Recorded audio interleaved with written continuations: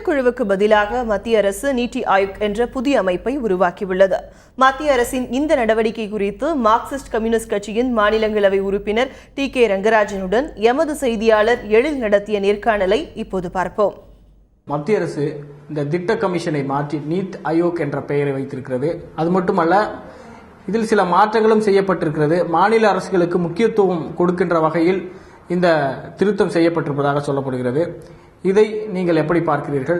என்ன மாற்றம்? இதை நீங்கள் வரவேற்கிறீர்களா என்பதை பற்றிலாம் சொல்லுங்கள் சார். திட்ட கமிஷனை கலைத்தது என்பதே எந்த விதமான நாடாளுமன்ற விவாதங்கள் இல்லாமல், மாநிலங்களிடமும் விவாதிக்காமல் திட்ட கமிஷன் கலைக்கப்படுகிறது.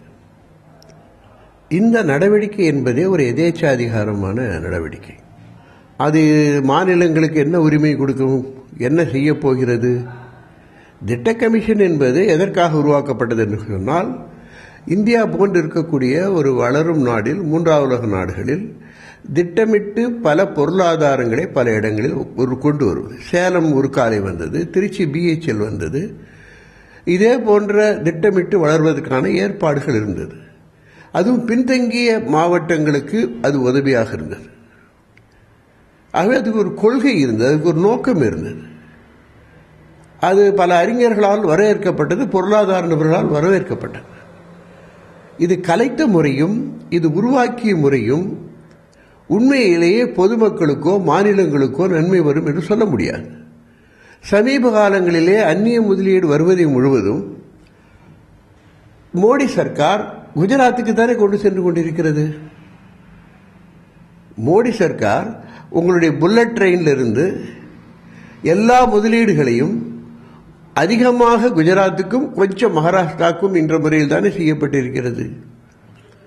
அவர்களுக்கு ஒரு பார்வை இருக்கிறது, ஆளுகிற அரசாங்கத்துக்கு ஒரு பார்வை இருக்கிறது.